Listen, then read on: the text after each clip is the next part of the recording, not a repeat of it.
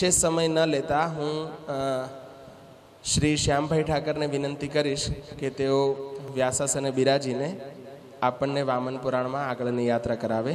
श्री श्यामभाई ठाकर।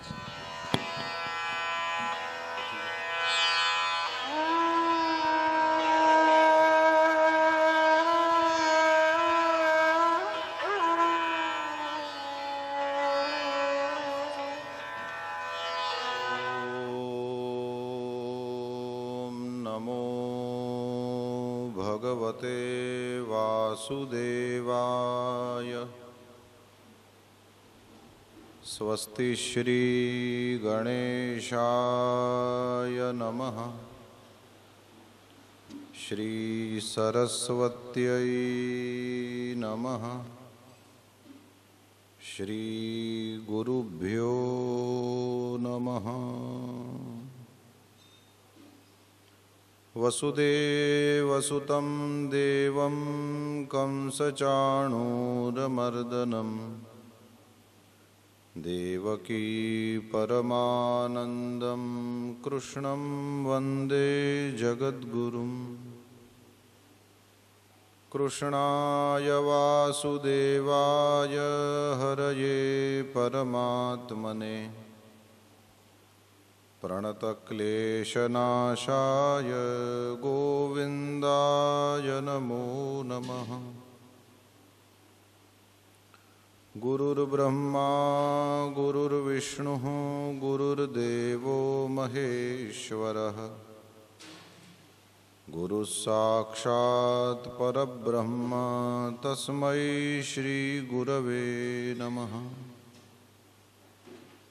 नारायणं नमस्कृत्य नरं चैव नरोत्तमं देवीं सरस्वतीं व्यासं ततो जयमुदीरयेत्।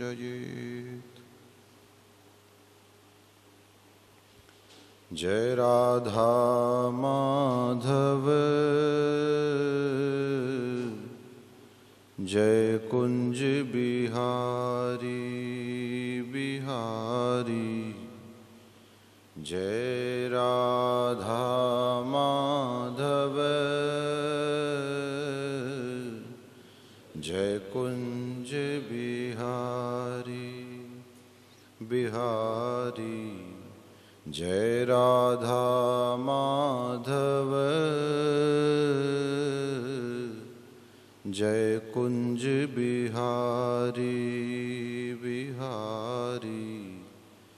जय राधा माधव जय कुंज बिहारी। जय गोपी जन वल्लभ जय गोपी जन वल्लभ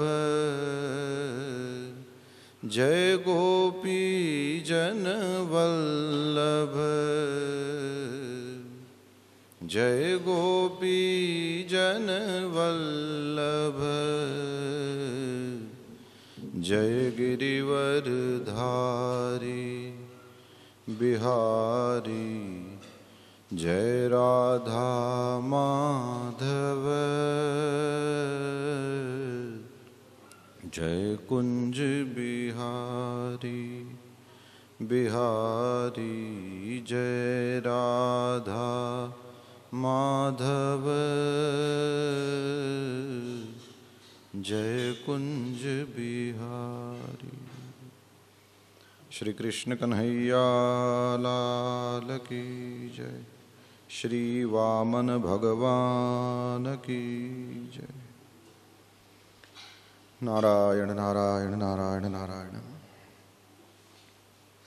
परम कृपालु परमात्मा भगवान श्री हरिना चरण में आ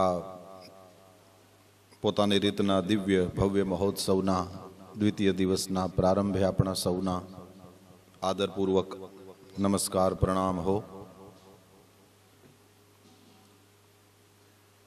आ स्थान छे तो एना कोई देवता हशे। स्थान देवताना चरणमां सवाરના પોરમાં આપણે પ્રારંભ કરીએ છીએ। આપણા સૌના આદરપૂર્વક નમસ્કાર પ્રણામ હો। સંસ્કૃત સંસ્કૃતિ સંસ્થાન અને પુરાણનો ઉપક્રમ અહીંયા ચાલુ થયો છે,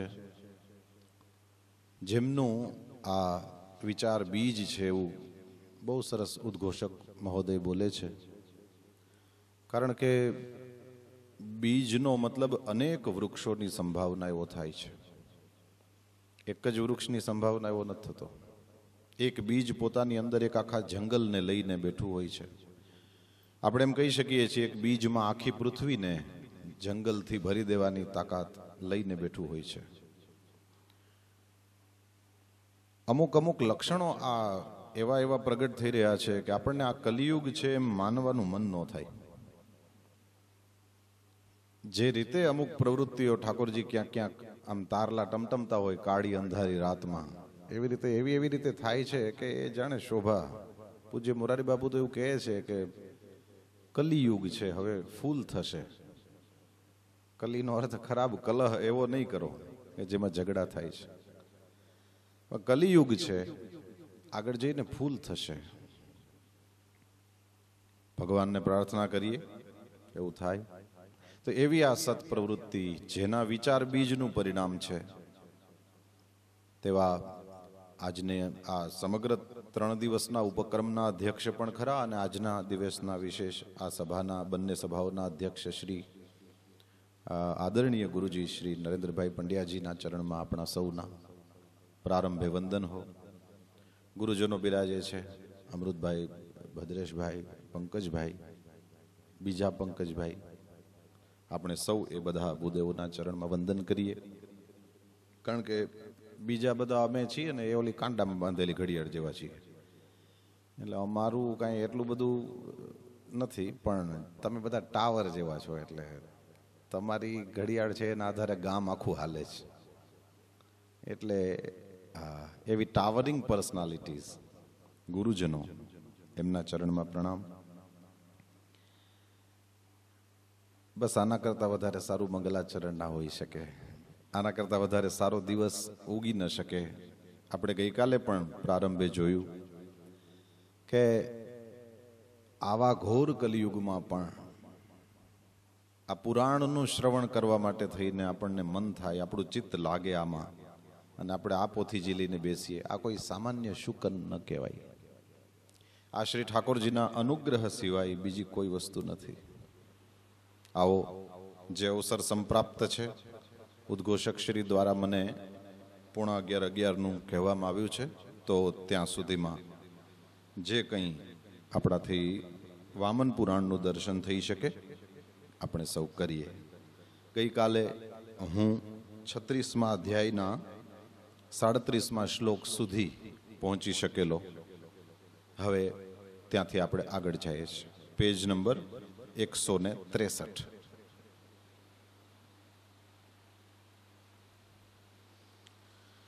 અહીંયા ભગવાન નારદજીએ એ હરિહર બંનેની સ્તુતિ કરેલી છે અને નારદજી કહે છે, તમારા બંનેના મને દર્શન પ્રાપ્ત થયા તો ધન્ય થઈ ગયો મારો આશ્રમ, પુણ્યમય થઈ ગયો. આજથી હવે આ આશ્રમ અન્ય જન્મ તરીકે ઓળખાશે. જે કોઈ વ્યક્તિ અહીંયા આવીને તીર્થમાં સ્નાન કરી પિતૃઓનું તર્પણ કરશે તો શ્રદ્ધાથી સંપન્ન એ વ્યક્તિને અહીંયા ઇન્દ્ર સંબંધી જ્ઞાન પ્રાપ્ત થઈ જશે.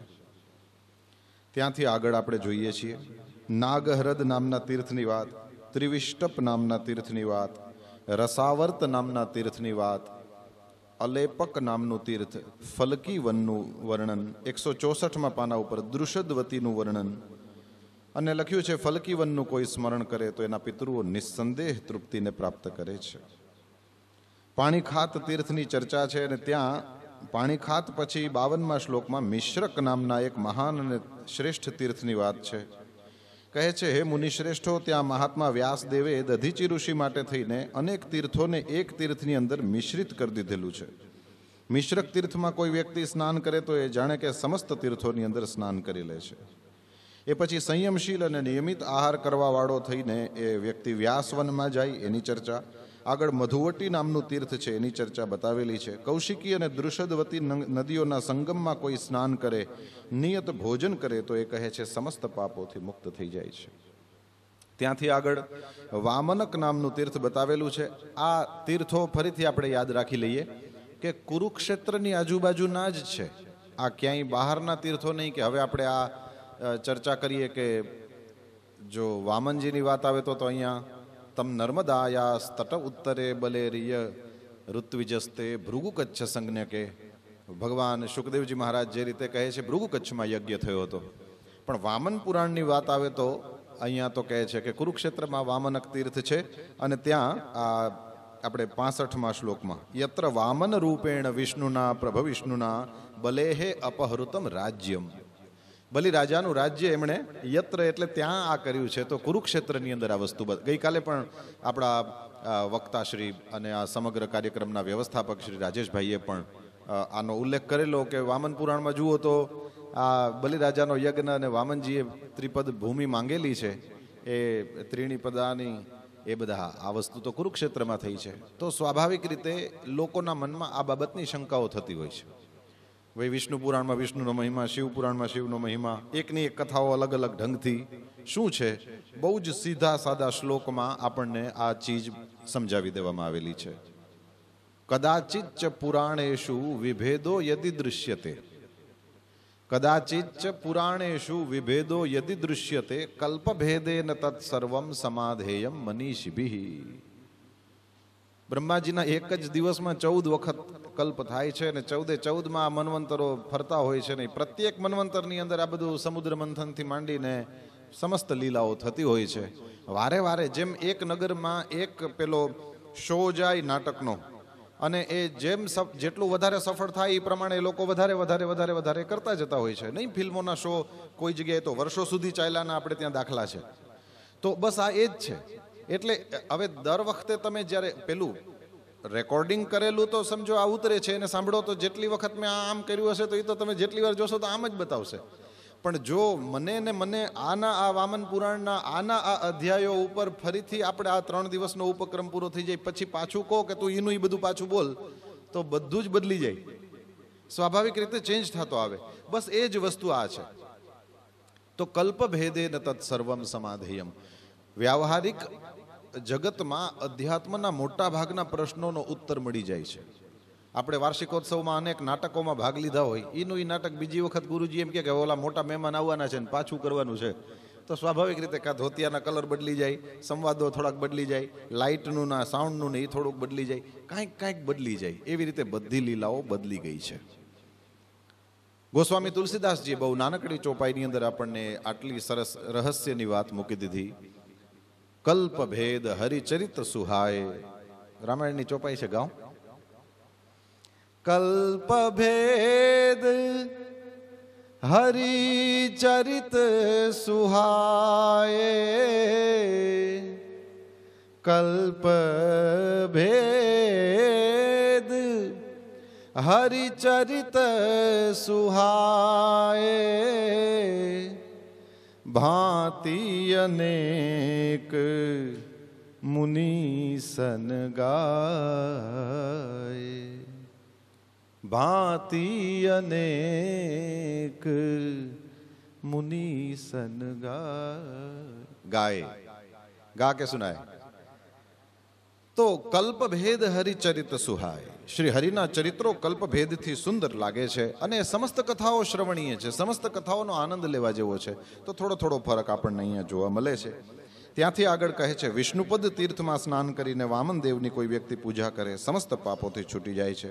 જ્યેષ્ઠાશ્રમ નામનું તીર્થ બતાવ્યું ને ત્યાં જેઠ મહિનાના સુદની એકાદશી કોઈ કરે તો એ શ્રેષ્ઠત્વને પ્રાપ્ત કરે છે. આ વસ્તુ કહી પ્રત્યેક એકાદશી પ્રત્યેક વ્યક્તિએ કરવી જોઈએ. હવે કહે છે ત્યાં સાધક એ સર્વાધિક શ્રેષ્ઠતાને પ્રાપ્ત કરે છે. પ્રભાવશાળી વિષ્ણુ ભગવાનને યજ્ઞની અંદર જે દીક્ષિત હતા, પ્રતિષ્ઠિત હતા અને સન્માન્ય હતા અને વિષ્ણુ ભગવાનની આરાધનામાં જે તત્પર હતા એવા બ્રાહ્મણોનું એમણે સન્માન કર્યું હતું. અને અહીંયા કહે છે એ દિવસે એ બ્રાહ્મણોને જે શ્રાદ્ધ અને અનેક પ્રકારના દાન આપેલા હતા એ આવી રીતના કોઈ વ્યક્તિ કરે એ એકાદશીના દિવસે તો એ અનેક મન્વંતર સુધી સ્થિર રહે છે. ત્યાંથી આગળ કોટી તીર્થ છે. નામ પ્રમાણે જ એ તીર્થની અંદર સ્નાન, દાન, પૂજન, ભજન કરવાથી કરોડ ગણું ફળ પ્રાપ્ત થાય. ત્યાં કોટીશ્વર મહાદેવ પણ બિરાજે છે. પછી એક અલગ જ વસ્તુ 74મા શ્લોકથી આપણે જોશું. કહે છે કુલોત્તારણ તીર્થ છે અને ત્યાં પ્રાચીન કાળમાં વિષ્ણુ ભગવાને વર્ણાશ્રમ ધર્મનું પાલન કરવાવાળા મનુષ્યોને તારવા માટે આ કુલોત્તારણ તીર્થ બનાવેલું છે. જે મનુષ્યો બ્રહ્મચર્ય વ્રતથી વિશુદ્ધ મુક્તિની ઈચ્છા કરતા હોય એવા લોકો એ તીર્થમાં જઈને પરમપદના દર્શન કરી લે છે. બ્રહ્મચારી હોય, ગ્રહસ્થ હોય, વાનપ્રસ્થી હોય, સંન્યાસી હોય, ત્યાં સ્નાન કરે તો પોતાના 21 કુળને સ્નાન કરવા માત્રથી તારી દે છે. એવા કોઈ તીર્થો હશે? કહ્યું છે. કહ્યું બસ જે કામ કરવાથી કુલનું ઉત્તારણ, જે કામ કરવાથી કુલનો ઉદ્ધાર થઈ જાય એ કામ કરવું એ જ કુલોત્તારણ તીર્થ ગણાવવું જોઈએ. કોણ નથી જાણતું રડતાના આંસુ લૂછવા? કોણ નથી જાણતું જરૂરિયાતવાળાને મદદ કરવી? આપણી જેમ ઉંમર મોટી થાય એમ આપણને વિવેક સહજ જ પ્રાપ્ત થતો હોય છે. આ બધું કુલોત્તારણ જ જાણવું જોઈએ. સહજ વૈષ્ણવ થઈ જાઓ. નરસિંહ મહેતા આપણને સાબિતી આપે છે. કુલ 71. આ તો 21નું કહે. નરસિંહ મહેતા તો કે 71. 18 સૂત્ર છે. એ 18 સૂત્રનું કોઈ પાલન કરી દે, એમાંથી એકાદાનું પાલન કરી દે તો વૈષ્ણવ જન તો તેને કહીએ એ વૈષ્ણવ છે. ખાલી પીડ પરાઈ જાણે, વૈષ્ણવ થઈ ગયો. ખાલી પર દુઃખે ઉપકાર કરે ને અભિમાન ના આણે, વૈષ્ણવ થઈ ગયો. 18 છે. નરસિંહ ગીતા કહી શકો. નરસિંહે ગાયેલી ગીતા, એટલે કઈ ભગવદ્ ગીતાને સાથે નથી લગાડતા, પણ આ વસ્તુ છે. કુલોત્તારણ તીર્થ છે. બસ એની અંદર કોઈ વ્યક્તિ સ્નાન કરે. સ્નાનનો મતલબ તમે એમાં સમાઈ જાઓ, હે ને? પાણીને તમારામાં સમાવી દો તો પાન છે, અને તમે પાણીમાં સમાઈ જાઓ તો આજે સમાવાના છે તો એ સ્નાન છે. તો સ્નાનનો સીધો મતલબ એ પ્રવૃત્તિમાં બધા નહીં. એટલા માટે આપણે ત્યાં પેલું સ્નાતક કહે છે, જેણે પૂરેપૂરું ભણી લીધું એને, એટલે કે આ અંદર ઘૂસી ગયો છે આખો, એ શાસ્ત્રમાં આ ઘૂસી ગયો છે તો સ્નાતક છે. બસ આ રીતે. તો એવી પ્રવૃત્તિઓ જે કુલોત્તારણ હોય તો તરંતી અને બસ એ જ તીર્થ છે. આવી પ્રવૃત્તિઓ કરવાથી તરાય છે. તો આની ચર્ચા. અને છેલ્લે બહુ સરસ વાત કહી. ભગવાન વામન સાથે દૂરસ્થોપી સ્મરેદિયસ્તુ કુરુક્ષેત્રમ સ વામનમ. વામન પુરાણ છે એટલે વામન ભગવાનની વાત વારે વારે આવે. વામનજીના ભક્તો માટે મુખ્યત્વે લખાયેલું છે. પુરાણનો સીધો મતલબ તત્ત દેવતાના ઉપાસકો માટે તત્ત દેવતાઓના સ્તોત્રો, કવચો, મંત્રો, આ બધી બાબતો જેની અંદર આપેલી છે તે પુરાણો છે. અને ક્યારે નવમ એ સતત નવીન જ રહે છે. જ્યારે વાંચો નવીનનો બીજો કંઈ મતલબ નહીં. જ્ઞાન અનંત છે અને બધું કંઈ તમને યાદ ના રહે. તમે આખું પુરાણ સાંભળી લેશો ને એ પછી જો પહેલા શ્લોકો શરૂઆતના વાંચવાના ચાલુ કરો ને તો આ તો યાદ નથી. હકીકતમાં યાદ નથી એટલે જ આ નવમ લાગી રાખે છે. બાકી છે તો પૂરા. અને જે આપણને યાદ નથી એ જ્યારે વાંચીએ ત્યારે આપણા માટે નવીન જ છે. ભગવદ્ ગીતાનો નિત્ય પાઠ કરતા હોય, રામચરિતમાનસનો, શ્રીમદ ભાગવતનો નિત્ય પાઠ કરતા હોય, પણ કેમ કે યાદ નથી રહેતું એટલે નવમ. અથવા તો એમાંથી નવા નવા ભાવો હંમેશને માટે થઈને ઉપસ્થિત થતા રહે એટલે પણ નવમ. કનૈયાને એટલા માટે જ આપણે દિને દિને નવમ નવમ કહીએ છીએ. તો એ છે. તો ભગવાન વામનનું આ પુરાણ છે એટલા માટે કહે છે ભલે દૂર રહેતું હોય કોઈ વ્યક્તિ, પણ આ કુરુક્ષેત્રનો મહિમા ગજબ છે. ભગવાન વામન સહિત કોઈ વ્યક્તિ કુરુક્ષેત્રનું સ્મરણ માત્ર કરે તો સ્પષ્ટ લખેલું છે સોપી મુક્તિમ અવાપનોતી, એ છૂટી જાય છે જન્મ મરણના ચક્કરથી. કેવી રીતના? તો કે મગજમાં કુરુક્ષેત્ર રાખો. કુરુક્ષેત્ર કેવી રીતના છે આપણે જોઈ ગયા. ઋષિએ એ ત્યાં પેલું કૃષિ કર્મ કરેલું છે, કુરુ નામના ઋષિએ જ કરે, તો એના માટે થઈને કુરુક્ષેત્ર છે. તો ઋષિનું ચિંતન કરે તો એ પાપ શું કામ કરે? વામન ભગવાનનું સ્મરણ કરે તો એ વામ ન એના કર્મ ખોટા હોય જ નહીં કોઈ દી. વામ ઉલટું, વામ ન એનું કોઈ દિવસ, જે ભગવાનને નિત્ય સ્મરણમાં રાખશે એનાથી ખોટા કર્મ શું કામ થાય? ખોટા કર્મ થાય નહીં તો પછી મુક્ત થવાનો જ છે. કારણ કે સત્કર્મ છે એ હરિને અર્પણ કરી શકાય છે. નારાયણાયેતિ સમર્પયામી, સત્કર્મ સમર્પિત કરી શકાય છે. દુષ્કર્મ એવો માણસ કરશે નહીં તો નીલ થઈ ગયું. તો એને જ તો મુક્તિ કહે છે કે ન તમારા પાપ બચે ભોગવવાના, ન પેલા પુણ્ય બચે, ન પુણ્યમ ન પાપો. તો આ રીતના. હવે 37મા અધ્યાયમાં ભગવાન હનુમાનજીનું સ્મરણ. આ પુરાણોની આ જ મજા છે. આપણે ક્યારે કોનું સ્મરણ કરાવશે કંઈ ખબર ના પડે. કહે છે કુરુક્ષેત્રના એ જ ક્ષેત્રની અંદર, એ કુરુક્ષેત્રના તીર્થના મહાત્મ્યમાં કીધું છે એક પવનનો હૃદ છે. હવે ત્યાં કહે છે એ હનુમાનજીના શોકને કારણે થઈને એ સરોવરની અંદર પવન સ્વયં લીન થઈ ગયા હતા. અને એમાં કોઈ વ્યક્તિ સ્નાન કરે, મહેશ્વર દેવનું દર્શન કરે તો મનુષ્ય સમસ્ત પાપોથી મુક્ત થઈ જાય, શિવપદ પ્રાપ્ત કરે. અહીંયાથી શૂલપાણી ભગવાન શંકરનું અમૃત નામનું સ્થાન છે, ત્યાં જવું જોઈએ.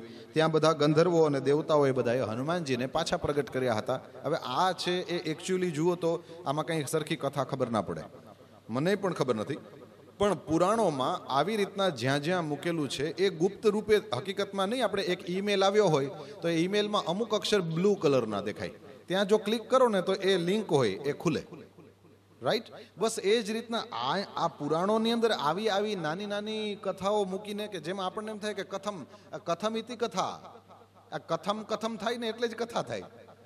કેન પ્રકારેણ ઇતિ કથા, જેમ યેન પ્રકારેણ યથા તેન પ્રકારેણ તથા, એમ કેન પ્રકારેણ કથા. બ્રહ્મલીન સ્વામી અખંડાનંદ સરસ્વતીજી મહારાજનો ભાવ. આ કેન પ્રકારેણ આપણને ઊભું ના થતું હોય તો સંદીપન કરાવે, એ જ વ્યાસજીએ કર્યું છે. તમને સવાલ થવો છે કે હનુમાનજી ક્યાં ખોવાઈ ગયા હતા? હનુમાનજીના કારણે થઈને પવનને કેમ દુઃખ થયું? પવન કેમ એલા હૃદમાં લીન થઈ ગયો? અને વળી આ ગંધર્વો અને દેવતાઓમાં એવું શું સામર્થ્ય છે કે એ હનુમાનજીને પાછા પ્રગટ કરી શકે? બસ એ સવાલ થાય એટલા માટે આ લિંક મૂકેલી. આટલા અક્ષર બ્લુ છે ઈમેલની ભાષામાં, આટલી લિંક છે, ત્યાં તમે ક્લિક કરો અને કોઈ બીજા પુરાણમાં નીકળો અને ત્યાં પુરાણમાં તમને આનો જો, એટલે ઇન્ટરલિંક છે, એકબીજા અંદર છે, જેથી કરીને તમે એક જ નહીતર ભ્રમાવહી, એકાદું જ વાંચીને બેસી ગયા તો ભ્રમ સિવાય કંઈ ઊભું નહીં. પણ હકીકતમાં ભ્રમનો અર્થ આપણે એમ ના કરવો કે આપણને ગોટે ચડાવી દે ને આપણી સાધનામાં વિઘ્ન થાય, એવું નથી. ભ્રમાવહી એટલે તમને સમાધાન સુધી ન જવા દે. ઓલી આગ જિજ્ઞાસાની એ સતત તમને બાળે, અને ભગવાન કરે મારને ને તમને જિંદગીભર આ જિજ્ઞાસાની આગ બાળે.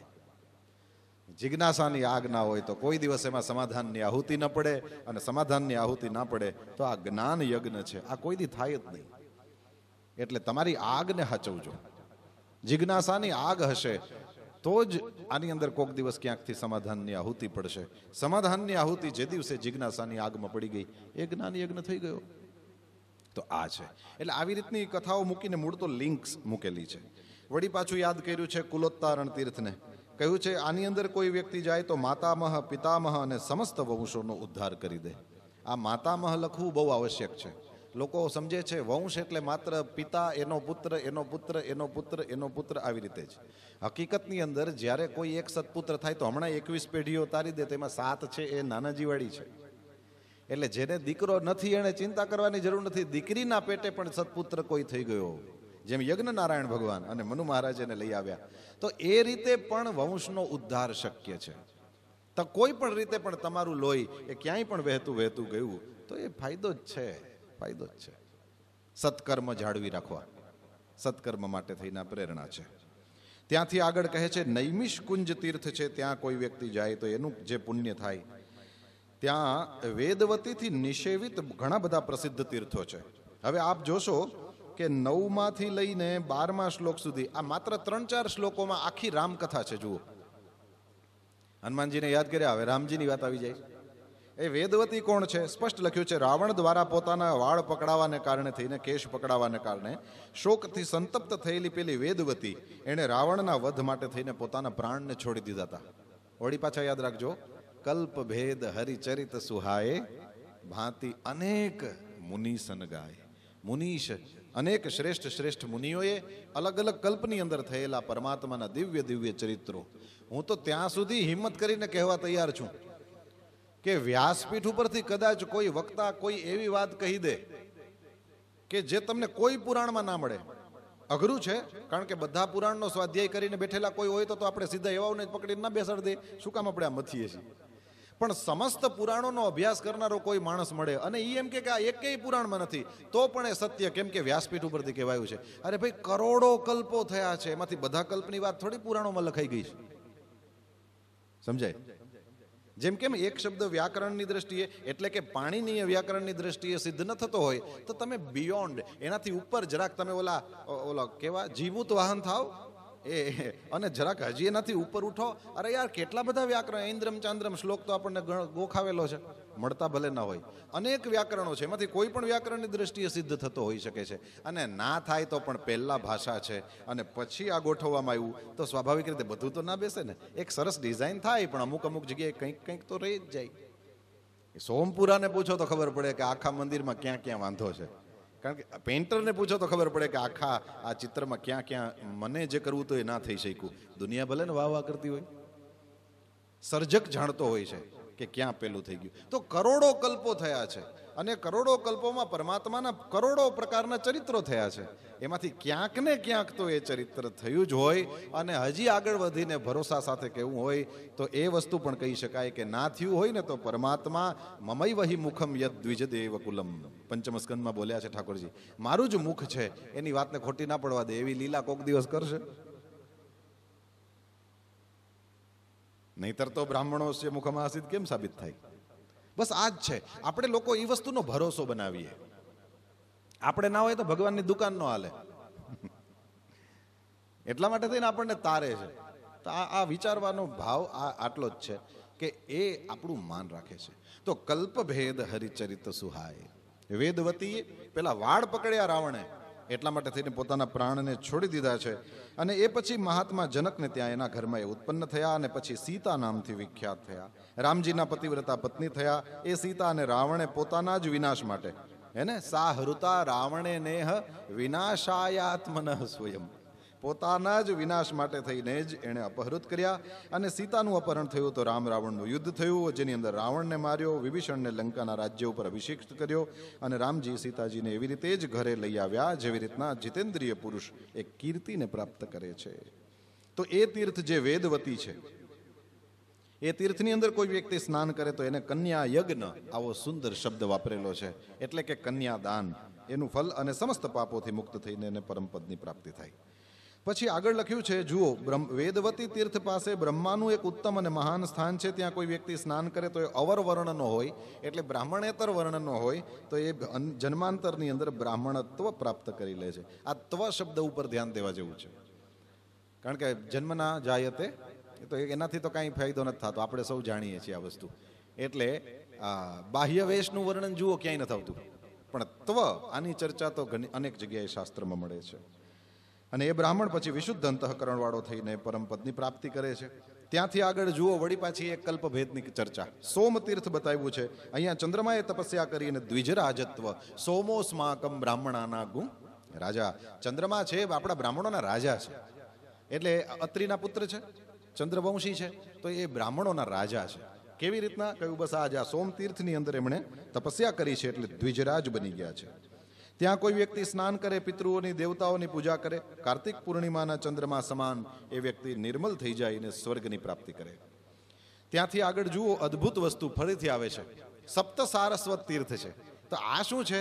તો બહુ સરસ લખ્યું છે. કહે છે ત્યાં સુપ્રભા, કાંચનાક્ષી, વિશાલા, માનસ હૃદા, માનસ હૃદા, સરસ્વતી, ઓઘવતી, વિમલોદકા અને સુરેણુ નામની 7 સરસ્વતીઓ છે.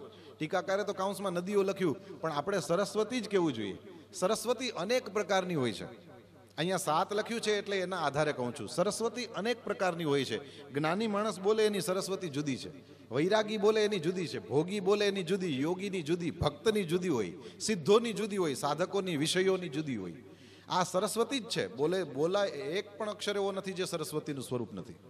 સમસ્ત સરસ્વતી જ છે. સર્વા ભાષા, બોલાતી સમસ્ત ભાષાઓ સરસ્વતી છે, પણ સરસ્વતીના પ્રકારો હોય. એમ અહીંયા 7 પ્રકારની બતાવેલી છે. આ નદીઓની ચર્ચા છે અહીંયા. તો પુષ્કર તીર્થની અંદર બ્રહ્માજી યજ્ઞ કરતા હતા અને એની અંદર કહે છે આ યજ્ઞની અંદર મહાફલ પ્રાપ્ત નહીં થાય. કેમ? તો કે અહીંયા સરસ્વતી માતા નથી. પછી એ ભગવાને પ્રસન્નતાપૂર્વક સરસ્વતીનું સ્મરણ કર્યું તો ત્યાં સુપ્રભા નામની સરસ્વતી પ્રગટ થઈ. એવી રીતના આ બધી જે 7 છે એનું વર્ણન. અને આપ જોઈ શકશો કે 7 નામ આપ્યા તો 18મા શ્લોકમાં સુરેણુ નામ છે અને 35મા શ્લોકમાં જાતા નામ થઈ ગયું સુરેણુ અને બદલે સુવેણુ. તો આવી રીતના પણ ક્યાંક આ પુરાણોની અંદર થોડું આ નદી તો સરસની વહેતી જાય છે, પણ ક્યાંક આ ઊંડાણ છે. હવે એ ઊંડાણ સમજવા માટે જ ગુરુજનોના ચરણમાં બેસવાનું થાય છે. સુરેણુ સુવેણુ નામ થઈ ગયું. ગઈકાલે પણ દેવવતી અને વેદવતી, એમાં ભૂલ ન કરશો, આવી એક ચર્ચા આવેલી. તો આવી રીતની 7 પ્રકારની સરસ્વતી, એ સપ્ત સારસ્વત તીર્થ છે એની ચર્ચા. હવે કહે છે ભાઈ આ સરસ્વતી નદીના આ તીર્થની અંદર કોઈ સમયે એક મંકણક નામના ઋષિ છે, એ નૃત્ય કરતા હતા અને એને શંકર ભગવાને રોકેલા. કેમ? તો કે અતિ સર્વત્ર વર્જે, અતિશય કંઈ ન થવું જોઈએ. તો અતિ નૃત્યની એ ના પાડે છે. મંકણક ઋષિ નાચવા માંડેલા. શું કામ નાચવા માંડેલા એનું આગળ વર્ણન છે. આની આ વસ્તુ વામન પુરાણમાં તો રિપીટ પણ થાય છે, આગળ જઈને આવશે. તો ઋષિમુનિઓએ પ્રશ્ન પૂછ્યો લોમહર્ષણજીને કે મહારાજ આ મંકણક ઋષિ કેવી રીતના નૃત્ય કરતા હતા અને કેનાથી ઉત્પન્ન થયેલા, ને એ નાચતા હતા, તો નાચવું તો સારી વાત છે, એને પ્રેમની ચાલનું નામ નૃત્ય છે, તો રોયકા શું કામ, આ સવાલ પૂછ્યો. એટલે પછી એ કશ્યપના માનસ પુત્ર એવા એ મંકણક ઋષિ એની વિશે થોડી ચર્ચા બતાવી દીધી. એમનાથી જ પેલા 7 મરુદગણ ઉત્પન્ન થયા છે. આપણે 49ની તો ખબર છે, આ 7ની ચર્ચા છે. તો એનાથી એ ઉત્પન્ન થયા. હવે કહે છે કે ભાઈ પ્રાચીન કાળની અંદર આ સિદ્ધ મંકણક છે એ કંઈક દર્ભ સાથે કંઈક કામ કરતા હશે અને એ દાભડાનો આગળનો ભાગ થોડો લાગી ગયો તો એના હાથમાંથી શાક રસ, આવું લખ્યું છે. હવે જે સમજવું હોય તે સમજો. શાક રસનો અર્થ શું કરવો? શાકનો રસ એમ કરશો તો કંઈ બહુ સમજાશે નહીં, કારણ કે આપણે ન કોઈ દી બટેટું, ન રીંગણું, ન ટમેટું કંઈ એમ બહુ કંઈ દબાવીને આપણે રસ, પણ શું જે હોય તે, પણ શાક રસ ચૂને લગા એવું લખ્યું છે. એમના નહીતર લોહી નીકળવું જોઈએ, એને બદલે શાક રસ મંડ્યો નીકળવા. હવે ખાલી આટલી વાત માત્રથી તો લખ્યું છે સ્પષ્ટ કે મંડ્યા નાચવા, અને એ બસ એ શાક રસને જોઈને પ્રસન્ન થઈ ગયા, નાચવા માંડ્યા. આનાથી એ નૃત્ય કરતા કરતા એમની સાથે ચર અચર જગત નાચવા માંડ્યું. તો કહ્યું બસ એના તેજથી મોહિત એ જગતને નાચતું જોઈને બ્રહ્મા વગેરે દેવતાઓ અને તપસ્વી મુનિઓ એ બધાએ મહાદેવ પાસે ગયા. કોઈ ન કરે એ મહાદેવ કરે. એટલે મહાદેવજી, કારણ કે જો સમુદ્ર મંથનમાંથી નીકળેલો ઝેર તો કંઈ થોડા વિષ્ણુ ભગવાન પાસે તો સરસની ખીર બને તો જવાય. દૂધપાક લઈને, પેંડા લઈને, બરફી લઈને, સારી સામગ્રી સિદ્ધ કરીને ઠાકોરજી પાસે, ઝેર કે ધતુરો લઈને થોડું ઠાકોરજી પાસે, તો મહાદેવ કરી શકે. એટલે મહાદેવ પાસે ગયા. મહાદેવજી પાસે જઈને કહે કે મહારાજ કંઈક એવું કરો કે આ નૃત્યથી વિરત થઈ જાય.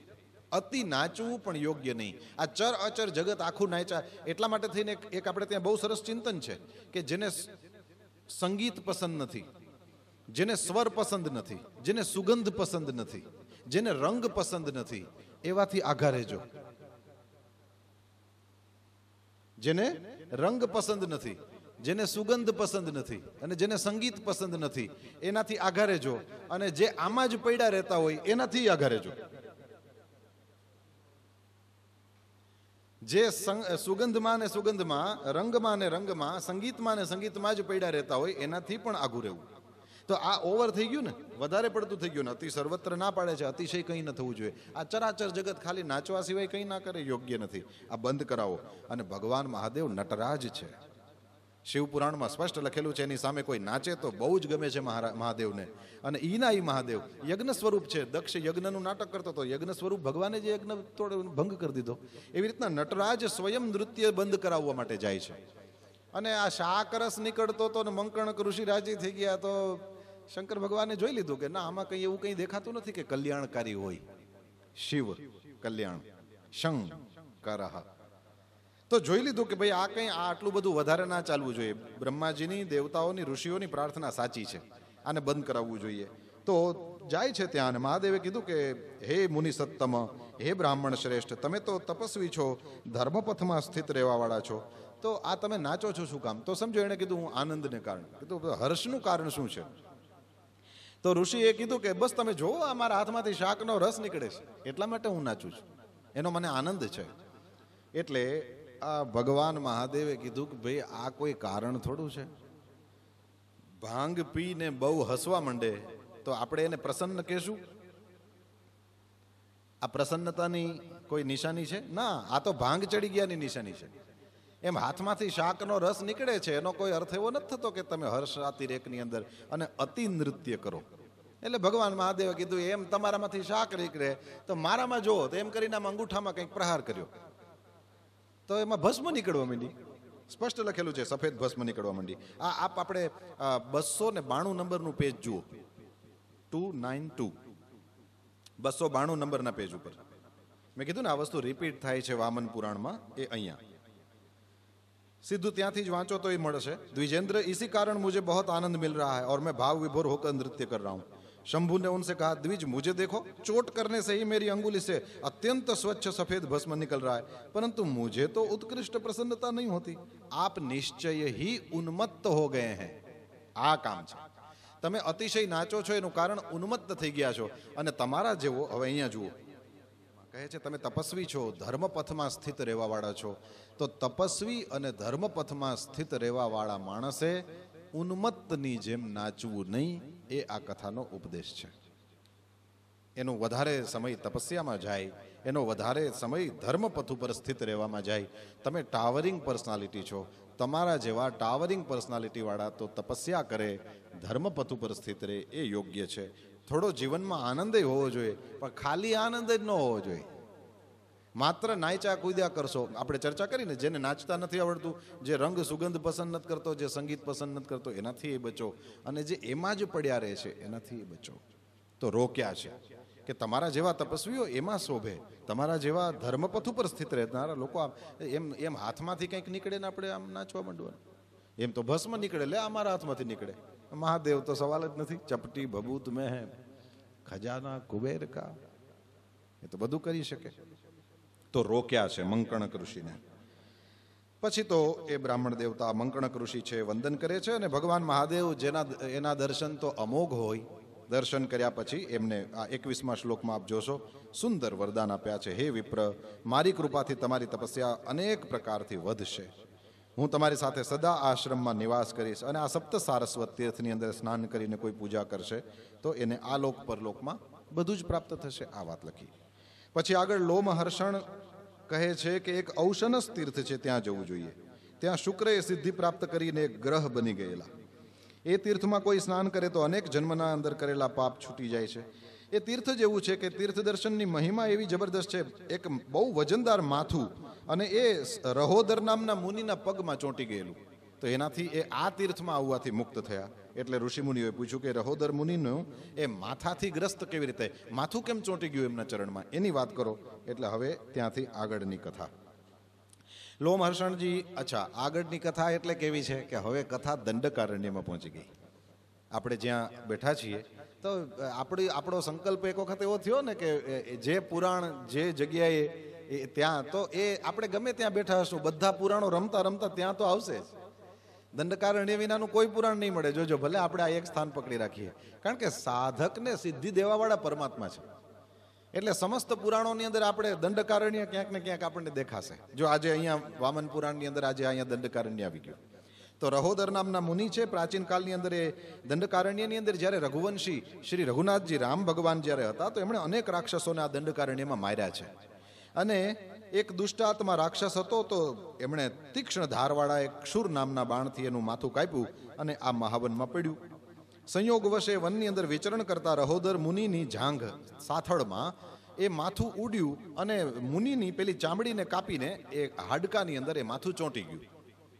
હવે એ માથું જેવું ચોંટી ગયું તો ઋષિ તો બહુ દુઃખી થયા. અને એ પેલું દુર્ગંધ પૂર્ણેમાંથી રસી નીકળે ને દુઃખી થાય. ઋષિએ વિચાર કર્યો તીર્થોમાં ફરું અને એમ કરીને હું આનાથી મુક્ત થાઉં. તો જ્યાં જ્યાં તીર્થોમાં ગયા બધા ઋષિમુનિઓને પૂછે. ઋષિઓએ એમ કીધું કે મહારાજ તમે ઔશનસ તીર્થમાં કેમ નથી જતા, ત્યાં જાઓ ને. તો લોમહર્ષણ કહે છે કે હે બ્રાહ્મણો, એ પછી રહોદર મુનિ એ ઔશનસ નામના તીર્થમાં ગયા. ત્યાં જઈને તીર્થ જલનો સ્પર્શ કર્યો. દુનિયામાં અનેક જાતના જલ છે. આપને ખ્યાલ છે એક મૃત સમુદ્ર ગણાય છે. એમાં ગમે તે નાખી દો, ડૂબે જ નહીં. પાણીનો પોતાનો સ્વાભાવિક ગુણ ન્યાય એણે પાણીએ છોડી દીધો છે. અરબી સમુદ્ર છે, આપણા આ તરફનો કિનારો, આ મુંબઈનો કિનારો જ્યાં સ્પર્શ કરે છે ત્યાં તમે એ પાણીના આંખમાં નાખવાની કોશિશ કરજો. ભયંકર હદે ખારું છે. એનું એ પાણી આફ્રિકા પહોંચી જાઓ, મોમ્બાસા નાયરોબીના કિનારામાં તમે ત્યાં સ્નાન કરો ક્યારેક, તમે પાણીમાં, દરિયાના પાણીમાં અંદર આંખો ખોલી શકો છો. એ હદે મોરું પાણી છે, મીઠું થતું જ નથી. નમક, સોલ્ટ એ લોકોને બિચારાઓને આયાત કરવું પડે છે, કારણ કે પાણી ખારું નથી તો પછી મીઠું કેમ થાય. બસ આ છે. તો પાણીના પણ અનેક પ્રકારના ગુણો હોય છે. તો પાણીમાં ઔષધીય ગુણ પણ છે. તો અહીંયા એવું થયું કે પેલું ચોંટી ગયેલું જે માથું હતું એ ઔશનસ તીર્થના જલનો સ્પર્શ થવા માત્રથી પેલું મસ્તક છે એની જાંઘને છોડીને પાણીમાં પડી ગયું. મુનિ પાપથી રહિત થઈ ગયા, નિર્મલ રજોગુણથી રહિત થયા, પવિત્ર આત્મા થઈ ગયા, પ્રસન્નતાપૂર્વક એ પોતાના આશ્રમની અંદર ગયા છે. પછી તો ઋષિમુનિઓએ જ્યારે એનું મહાત્મ્ય સાંભળ્યું તો પછી કેમ કે ઓલું માથું છે એ છૂટી ગયું ને ત્યાંથી, એટલે તીર્થનું નામ રાખી દીધું કપાલમોચન. કપાલમોચન નામનું તીર્થ થઈ ગયું. અહીંયા જ આ કપાલમોચન તીર્થની અંદર એક વિશ્વામિત્રનું બહુ મોટું તીર્થ છે, જ્યાં વિશ્વામિત્ર સ્વયં બ્રાહ્મણ બની ગયેલા, બ્રાહ્મણત્વ પ્રાપ્ત કર્યું. આ ત્વ કોઈ પણ પ્રાપ્ત કરી શકે, આ ભૂલવું ના જોઈએ. સરખી રીતે યાદ રાખવું જોઈએ. કોઈ પણ માતાના પેટે જન્મ લીધો હોય, ક્યાં વાલ્મીકી બ્રાહ્મણ માતાના પેટે જન્મેલા? અરે વ્યાસજીની માં ક્યાં બ્રાહ્મણ છે? બીજા બધાને છોડો ને. આપણે જે જાણીએ છીએ એ પ્રમાણે વ્યાસજીના માતા પણ ક્યાં? એ તો પેલા ગંધર્વી કે એવી રીતનું કોઈ, એ દેવ યોનિમાંથી કોઈ છે. મત્સ્યગંધા તો આપણે હજી એની અંદર એ કથા છે. દાદાજીએ કૃપા કરીને પેલી ટીકાઓ આપી છે ને, એમાં ડૂબકી મારજો. બહુ ગઈકાલે મને હું આમ ગદગદ થતો હતો. દાદાજીનું નામ લીધા વિના આ નહીં, દુનિયાની કોઈ આવી શિબિરો પૂરી નહીં થાય. લોહીના એક એક ટીપા દઈ દીધા હતા. આવા આ માણસો નહોતા, હાલતા ચાલતા ભગવાન હતા. આપણે ઠાકોરજીને દર્શન નથી કર્યા, પણ વૈષ્ણવ સ્વયં વિષ્ણુ છે. તમે તો બધા એમનો રોટલો ખાઈને મોટા થયા છો. મને આટલું બધું ગૌરવ છે, આપને તો કેટલું બધું હોવું જોઈએ. મનુષ્ય નહોતા. અને એમના ચરણની જેને સેવા કરવી છે, એમની વાતને માનો. આખરી રીતે યાદ રાખજો, ગુરુઓ પોતાના વચનોથી સદાકાળ શિષ્યોમાં જીવતા રહી શકે છે. ગુરુ આજ્ઞા સમ ન સુસાહિબ સેવા. તમારો જે સાહેબ છે, તમારા જે ગુરુ છે, એની વાતને માનવાથી વધારે કોઈ સેવા હોઈ શકે નહીં. શરીરની સેવાની એ લોકોને પડી નથી હોતી. મેં એવું સાંભળ્યું છે કે પોતાના વસ્ત્રો હાથે ધોતા હતા, ચપ્પલ નહોતા પહેરતા પગમાં. અનેક બાબતો મેં એમના વિશે સાંભળેલી છે. મેં દર્શન કર્યા. આ શરીરને પણ એક સમયે મને યાદ છે, એમણે આમ ભુજાઓમાં ભરીને પોતાના હૈયે મને ઋષિકુમારને લગાડ્યો હતો એકવાર. અંતિમ સમય હતો, એવે સમયે સોલામાં ત્યાં એમના ઠાકોરજીની પાસે બેસીને 11મા સ્કંદનો પાઠ કરવા ભાઈશ્રીએ મને મોકલ્યો હતો. મારા માટે મારા જીવનની અમૂલ્ય નિધિ છે. યાદ રહે, સંતોના આશીર્વાદ સિવાય દુનિયામાં ભેગું કરવા જેવું કાંઈ જ નથી, નથી, નથી, નથી, નથી અને નથી. લઈ શકો તો કોકના આશીર્વાદ લેજો, નમે સૌને ગમે. કોઈ પણ વિદ્યા, કોઈ પણ પ્રકારના સ્વાધ્યાયથી નહીં જ ઉગે, અને કોકના આશીર્વાદથી આમ રમ રમ રમ કરતી રમવા માંડશે. ક્યાં એકલવ્ય પાણાની સામે બેઠેલો, પણ ક્યાં સમર્પણ. અને આ ગુરુની સેવામાં આ રીતના જો ધ્યાન દીધું મેં ને તમે, કારણ કે આપણે તો વિદ્યાના ભિખારીઓ છીએ અને એ બધા વિદ્યાના દાતાઓ છે. આપણે એની સામે આપણા અંચલ આવી રીતે કરીએ, કારણ કે બ્રાહ્મણ છીએ. ભગવાને શરીર બ્રાહ્મણનું આપ્યું છે. વિદ્યા જોતી હોય તો આવા દરબારમાં બેઠા રહેજો, આવી રીતે અંચલ પસારીને કંઈક અમને આપો. તો દાદાજી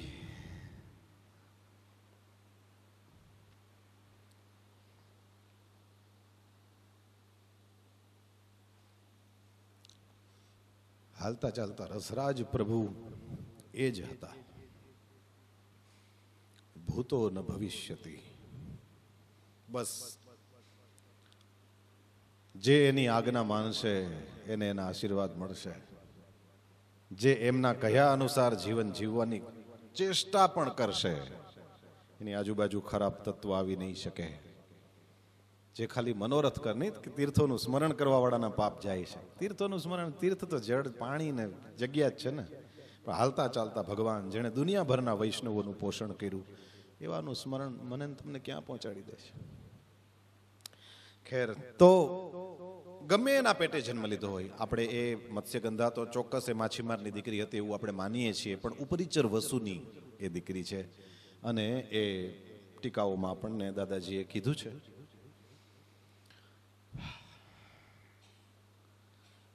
ક્ષમા કરજો.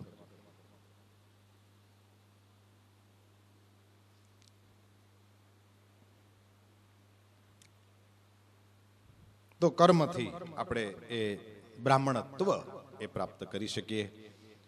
વિશ્વામિત્રજીએ એ તીર્થની અંદર બ્રાહ્મણત્વ પ્રાપ્ત કર્યું છે એવું અહીંયા લખેલું છે અનુવાદમાં. એ શ્રેષ્ઠ તીર્થમાં કોઈ વ્યક્તિ સ્નાન કરે તો નિશ્ચય બ્રાહ્મણત્વની પ્રાપ્તિ થાય છે. જુઓ ફરીથી ત્વ, આનું મહત્વ છે. મહત્વ ત્વ એનું છે, જો બ્રાહ્મણત્વ હોય. અને એ બ્રાહ્મણ વિશુદ્ધ આત્મા થઈ જાય, બ્રહ્મનું પરમપદ છે એને પ્રાપ્ત કરે છે. પછી પૃથુદક નામના તીર્થની વાત, ત્યાં ઋષંગુ નામના ઋષિની ચર્ચા છે. પૃથુદક તીર્થની વિશે લખ્યું છે, ત્યાં કોઈ શરીર છોડે એવો જપપરાયણ મનુષ્ય નિત્ય દેવત્વને એ પ્રાપ્ત કરે છે. પછી બ્રહ્મયોની નામનું તીર્થ છે, એની ચર્ચા છે. ત્યાં એક અવકીર્ણ નામનું વિખ્યાત તીર્થ છે, એની ચર્ચા છે. તો અવકીર્ણ તીર્થ કેવી રીતના પ્રતિષ્ઠિત થયું છે, તો એની આખી કથા આ અધ્યાયમાં બતાવીને છેલ્લે જુઓ વશિષ્ઠોદ્વાહ નામના તીર્થની ચર્ચા કરી છેલ્લા શ્લોકમાં. અને પછી તરત આગળ જાઓ તો આ પુરાણની અંદર વ્યાસજી આવી રીતના જ શબ્દો વાપરેલા છે. અહીંયા આગળ કહે છે વશિષ્ઠોદ્વાહ, આપણે લગ્ન થયા હશે વશિષ્ઠને એવું લાગે, ઉદ્વાહ શબ્દ પ્રસિદ્ધ છે, પણ તરત જ આગળ અપવાહ કહી દીધું. એટલે ઉપસર્ગ છે, બસ એ જ અલગ અલગ ઉપસર્ગો મૂક્યા છે. બાકી તો વશિષ્ઠને લઈ ગયા એવી જ કંઈક વાત છે, એ તીર્થ છે. એટલે ઋષિઓને તો આવી રીતના વહાવીને કોક લઈ જાય તો ન્યાય તીર્થ ભરી જાય, કારણ કે છે ઋષિ અને એ જ્યાં બેસે છે ત્યાં એના પરમાણુઓ ફેલાવે છે અને એના પરમાણુઓ છે બધાને પકડે છે, અને એટલા માટે પછી ત્યાં રહેનારો એ પરમાણુઓમાં જીવે તો તરી જાય, એટલે જ એ તીર્થ છે. સીધી વાત. અરે હું તો એમ કહું કે જન્મ મરણમાં એમાંથી તરી જાય અને તીર્થ કહેવાતું હોય તો એ તો સારી જ વાત છે, આપણે રાજી થાય, એવું બધું થઈ જાય, ફરીથી કોઈ માના કોઠામાં ના આવવું પડે તો આપણે પ્રસન્ન છીએ. પણ જે રીતે ભગવાને આપણને દાદાજીના આપણી આંખે દર્શન કરાવ્યા, આપણે એમ થાય ભલે કોક માના કોઠામાં નાખે ભગવાન, પણ જ્યારે જન્મ થાય ત્યારે ક્યાંક દાદાજીના દર્શન થાય, ક્યાંક મુરારી બાપુજીના દર્શન, ક્યાંક પૂજ્યભાઈ શ્રીના બધા સંતોના જ્યાં ક્યાંક દર્શન થાય, તો આપણે રાઈટ ટાઈમે જન્મેલા છીએ. આવી રીતના જન્મ દેતો હોય તો મુક્તિ ન માગે, હરિના જન તો મુક્તિ ન માગે, માગે જન્મો જન્મ અવતાર રે, નિત સેવા નિત કીર્તન ઓછવ નિરખવાન. સ્વર્ગની અંદર એ સ્વર્ગે સત્ય ચ કૈલાસે વૈકુંઠે નાસ્તિ એમ રસા. આ દાહણુની અંદર આવી સરસની ભૂમિ ક્યાં છે યાર? કોણ કોણ આવા સંતોની જે આવા બ્રહ્મકુમારોની સામે ક્યાં વામન પુરાણનો ચાન્સ છે? મુક્તિ તો જેને જોતી હોય લઈ જાય, પૂછ્યા વિનાના. તું લઈ જા ભાઈ. તો આ એ છે પરમાત્મા શ્રી હરિના ગુણો ગાવા મળે છે. શું કામે ને આપણે આપણા મનુષ્ય જન્મને, પણ મુક્તિની વાત લખેલી છે આપણા શાસ્ત્રોમાં, એ વસ્તુ તો સ્વીકારવી જોઈએ, ચોક્કસ છે. પણ કદાચ એને આપણે એ રીતે તરવું ન સમજીએ. મોક્ષ પ્રાપ્તિ એ કંઈ હલકી વસ્તુ નથી, ફરીથી કહી દઉં, આપણો અનર્થ ન કરીએ. પણ ગઈકાલે પણ એક ભાઈ રાજુભાઈજી બહુ સરસ કે એવી ક્ષણો આવી જતી હોય છે જીવનમાં, એટલી ક્ષણો જો શાંતિ રાખી દઈએ ને આપણે, તોય તે આગળનો રસ્તો ક્લિયર હોય છે. કૃષ્ણએ તો ચોખ્ખી વાત કરી છે, બધી વસ્તુ કૃષ્ણ પાસેથી જ મળશે. આગમા પાઈ નહા અનિત્યાહા, એટલા માટે થઈને થોડીક વાર સહન કર. અર્જુનજીને ચોખ્ખું કીધું ને કે આ જાશે તો નહીં ભઈલા. કૃષ્ણ જગતગુરુ ના પાડે, ભલે એક બાજુ એમ કીધું છે જહી મારી નાખ, જહી શત્રુ મહાબાહો કામરૂપમ દુરાસદમ, જશે નહીં, આ કોઈનાથી નથી જતા. કારણ કે ફરીથી ચર્ચા એ જ કરીએ, માતા પિતાની વાસનાના કારણે જ શરીરનો જન્મ થયો છે.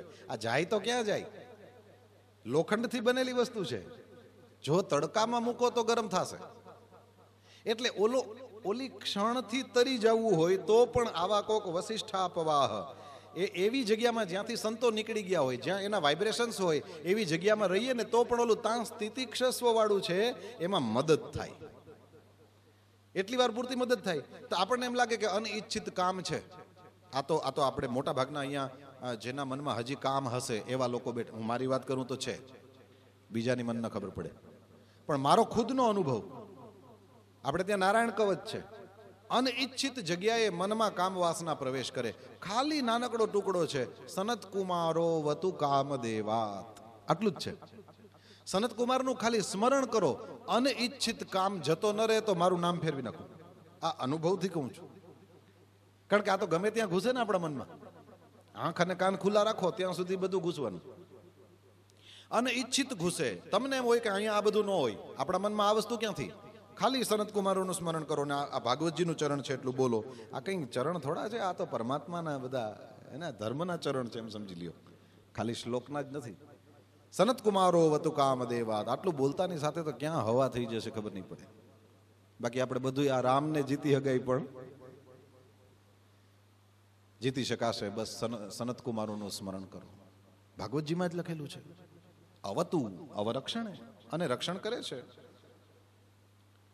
કારણ કે પ્રેમ કરે છે.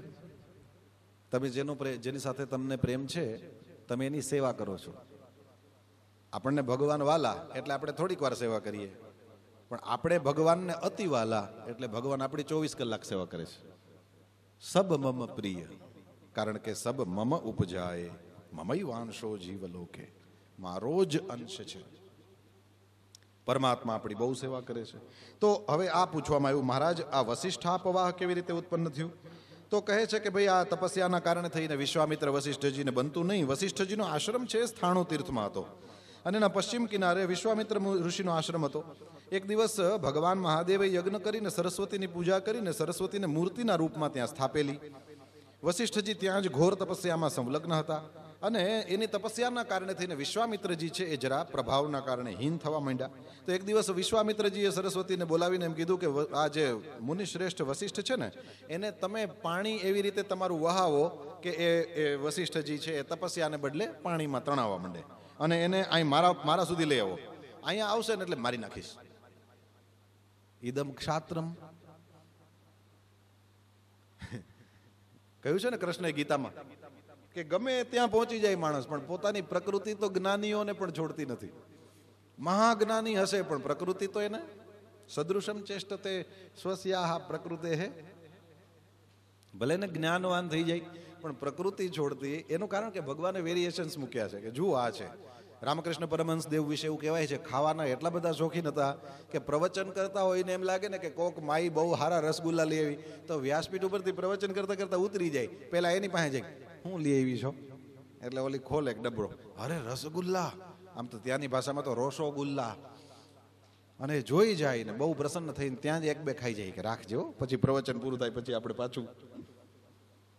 શારદામણી ક્યારેક ખીજાતા હો કે આ સારું લાગે કેટલા લોકો તમને શું સમજે છે તમે આવું કરો. એમણે સ્પષ્ટ કીધું શારદા જેદી મારી આ ખાવાની રુચિ મટી જાય ને સમજી લેજે ત્રીજે દિવસે વયો જઈશ. અને એ જ થયેલું. ઇતિહાસ સાક્ષી છે એ જ થયેલું. તો સદૃશમ ચેષ્ટતે સ્વસ્યાહ પ્રકૃતે હે. પોતાની જેવી પ્રકૃતિ હોય તદનુસાર જ્ઞાનીઓ પણ આચરણ એવું કરતા હોય છે. તો ક્ષાત્ર એ તેજ અસ્તુ તો રહે નહીં એટલે વિશ્વામિત્રજી કીધું મારી જ નાખું આવે એટલી વાર તું પણ હું જાઉં નહીં તું પાણીમાં એને વહાવીને લઈ આવ. હવે સરસ્વતીને કીધું તો સરસ્વતી માતા તો બહુ ડરી ગયા ને દુઃખી થઈ ગયા તો કાંપવા લાગ્યા એટલે ખીજાણા. વિશ્વામિત્રજી ક્રોધમાં ભરીને કીધું લઈ આવ. એ ડરતા ડરતા સરસ્વતી નદી ગયા વશિષ્ઠજી પાસે. કીધું વિશ્વામિત્રજી તો આવું કહે છે. વશિષ્ઠજી ક્ષમાની મૂર્તિ. તો રામ આટલા જબરજસ્ત ક્ષમાશીલ જેના ચરણમાં બેસીને આખું યોગ વાસિષ્ઠ ભણે એ કઈ જેવા તેવા હોય. એટલે વશિષ્ઠજીએ કીધું કે તું કઈ ચિંતા ના કર તું ખાલી એટલું કર વિશ્વામિત્રજીની પાસે મને વહાવીને લઈ જા. સરસ્વતી નદીએ કીધું કે એવું કરું. કીધું હા એવું જ કર. તો સરસ્વતી નદીએ વશિષ્ઠજીની આજ્ઞા માનીને એને વહાવવાનો પ્રારંભ કર્યો. તો કિનારા પાસેથી લઈ જતા હતા ને એમાં વશિષ્ઠ ઋષિ પ્રસન્ન થયા છે અને વશિષ્ઠએ પ્રસન્નતાપૂર્વક માતા સરસ્વતીની સ્તુતિ કરેલી છે. એ આ 13, 14, 15 અને 16 આ 4 શ્લોકમાં છે.